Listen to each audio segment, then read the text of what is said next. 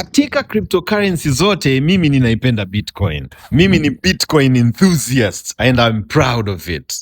Tarehe 19 Bitcoin ilifikia thamani ya $70,000 na tunatarajia by 2030 to 35 ifikie thamani ya between $500,000 mpaka $1,000,000. Mimi kama Mtanzania wa kawaida kabisa siwezi kuwa na $70,000 ya kununua Bitcoin na kuishikilia mpaka 2030 to 35. Ila nimepata opportunity ambayo imeletwa na DH Media. Imetengeneza software 13 ambazo mtu yoyote anaweza akazitumia kuweza kufanya automation ya biashara yake.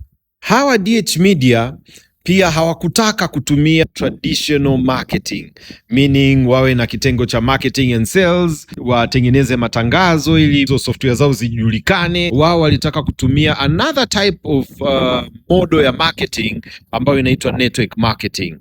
Kwa nini? Kwa sababu inasaidia ku cut down cost, kwa sababu mimi kama affiliate wao ambaye ni kama mtu wa sales and marketing, wao hawanilipi mshahara, mimi siwapelekei budget ya kufanya matangazo, ila wao wanajua mimi nitatengeneza content ambazo watu watazisikiliza ili product zao ziweze kujulikana.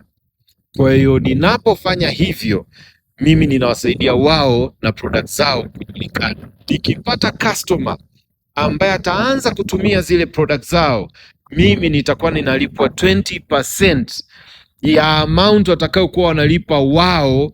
Huyo customer atakapokuwa analipa, mimi nitalipwa 20% kila mwezi. Na kwa namna nyingine ya commission nitakayolipwa ni kama mimi nikitafuta networkers mwingine, kwa sababu natakiwa nitafute networker wawili wengine ni waingize chini yangu.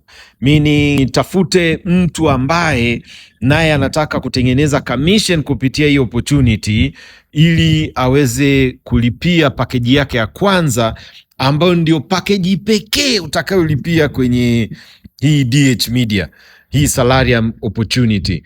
Utalipia only 32,500 za Kitanzania tu for the rest of your life, na commission zake utalipwa continuously. Ni namna gani wewe utaibuild, ndivyo ambavyo pesa utatengeneza. Kwa hiyo ni opportunity ambayo kwangu mimi inanisaidia kupata Bitcoin, kwa sababu commission zake ninalipwa kwa Bitcoin.